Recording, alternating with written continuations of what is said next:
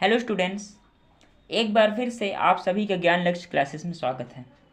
इसके पहले की वीडियो में हमने कुछ बोर्ड एग्ज़ाम में आने वाले मोस्ट इम्पॉर्टेंट प्रश्नों को हल कर लिया था। अब उसके आगे के हम प्रश्नों को देखेंगे जो कि बोर्ड एग्ज़ाम की दृष्टि से बहुत ही इम्पॉर्टेंट हैं और लगभग प्रत्येक वर्ष बोर्ड एग्ज़ाम में आते हैं। चलिए, ये भी उसी प्रकार का एक ही प्रश्न है। इसमें दिया है, दर्शाइए कि 5√2 एक अपरिमेय संख्या है। अब देखिए हम इस प्रश्न को कैसे हल करेंगे। यह प्रश्न भी लगभग उसी तरीके से हल होगा, बस थोड़े से चेंजेस हैं बस। चलिए देखते हैं। इसको भी हम इसको विपरीत मान लेंगे। इसका सॉल्यूशन देखिए। माना 5√2 एक परिमेय संख्या है। जब यह एक परिमेय संख्या है तो हम इसे a/b के रूप में लिख सकते हैं। इसलिए 5√2 को हम a/b के रूप में लिख सकते हैं, जहां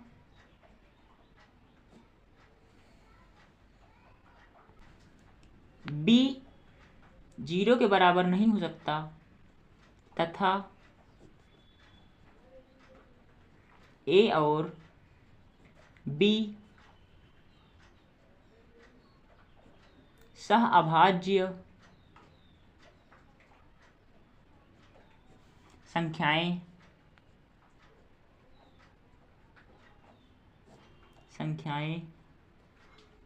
हैं।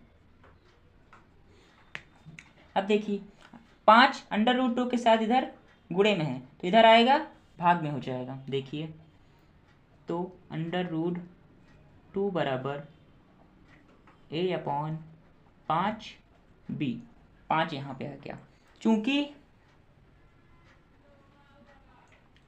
5 a और b पूर्णांक हैं। जब 5a और b पूर्णांक हैं तो a/5b भी क्या होगा, एक परिमेय संख्या होगा। जब ये परिमेय संख्या होगा तो √2 भी क्या होगा, एक परिमेय संख्या होगा। परंतु यह विरोधाभास है कि √2 एक क्या है, अपरिमेय संख्या है। अब यह विरोधाभास हमारी गलत परिकल्पना के कारण प्राप्त हुआ है, क्योंकि यहाँ हमने गलत चीज मान रखी क्या, कि √2 एक क्या है, परिमेय संख्या है। ठीक, तो चलिए अब इस बात को हम अपना लिख लेते हैं आपकी सुविधा के लिए। ये देखिए, जो अभी हमने यहाँ आपको समझाया था आपकी सुविधा के लिए हमने यहाँ पूरा लिख दिया। अब आप इसे पढ़ सकते हैं। चलिए अगला प्रश्न देखते हैं। इसी तरह ये भी एक प्रश्न है, सिद्ध कीजिए कि 5 + √3 एक अपरिमेय संख्या है। इसको भी हम उसी तरह इसके विपरीत मान लेंगे। चलिए देखते हैं सॉल्यूशन।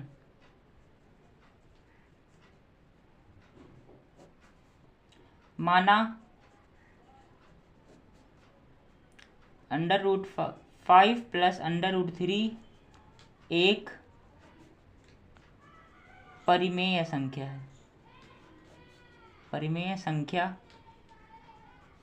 है।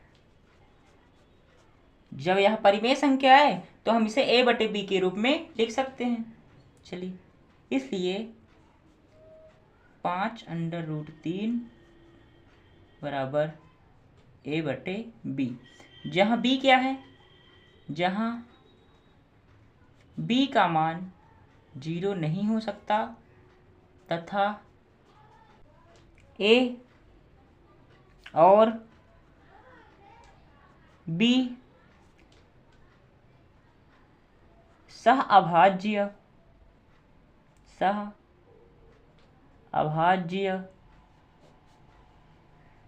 संख्याएं हैं। a और b सहअभाज्य संख्या हैं, अर्थात a और b का केवल उभयनिष्ठ गुणनखंड एक ही हो सकता है।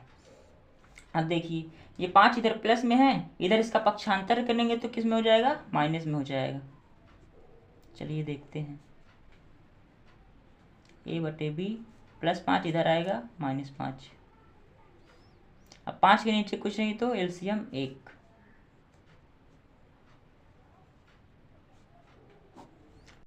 बी और 1 का एलसीएम बी का डिवाइड बी में करेंगे 1 आएगा, 1 का गुणा ए में करेंगे ए ही आएगा, माइनस 1 का डिवाइड बी में करेंगे बी आएगा, बी का मल्टीप्लाई 5 में करेंगे 5 भी आएगा।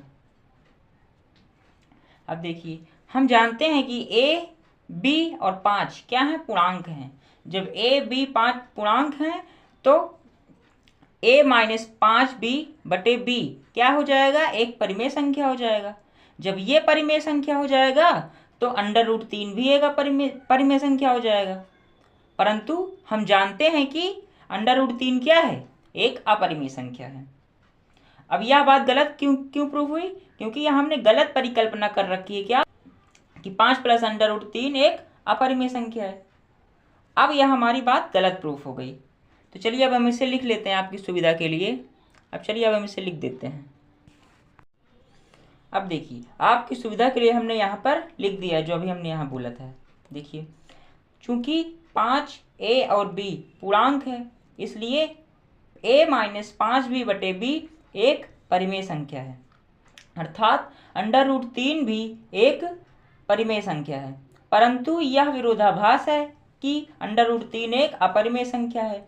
यह विरोधाभास हमारी गलत परिकल्पना के कारण प्राप्त हुआ है। अतः हम यह निष्कर्ष निकालते हैं कि 5 प्लस √3 एक अपरिमेय संख्या है। चलिए अगला प्रश्न देखते हैं। इस प्रश्न में हमको 96 और 404 का मासा ज्ञात करना है, वो भी अभाज्य गुणनखंड विधि से। चलिए इसे हम सॉल्व करते हैं।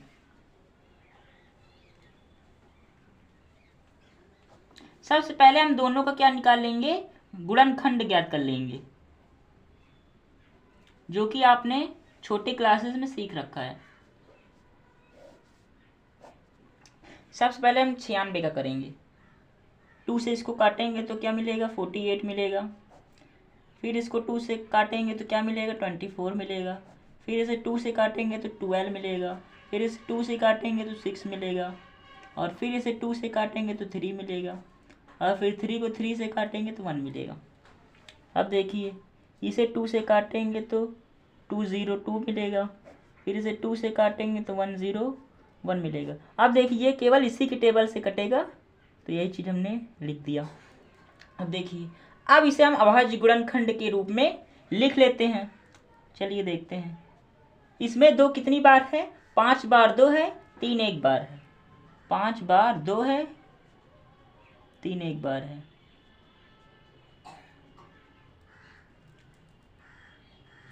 और 404 में देखिए 2 2 बार है और 101 एक बार है। 2 2 बार है, 101 एक बार है। अब देखिए एचसीएफ क्या होता है, जो दोनों में क्या हो, उभयनिष्ठ है। दोनों के अभाज्य गुणनखंडों में क्या है, उभयनिष्ठ है। अब देखिए दोनों का मासा क्या होगा, मासा 96 और 404। इसका मासा क्या होगा, देखिए 2 इसमें भी है और ये 2 इसमें भी, ये दोनों में है तो इसलिए ये। और देखिए ये 2 भी इसमें है और ये भी इसमें है, तो इसका ये हो गया। अब दोनों क्या कर देंगे, मल्टीप्लाई कर देंगे, 2 2 जा 4, तो इसका मासा आ गया 4। यदि इन सभी प्रश्नों में आप सभी को कोई भी डाउट हो तो कमेंट बॉक्स में ज़रूर लिखें, हम आपका पूरा डाउट क्लियर करेंगे।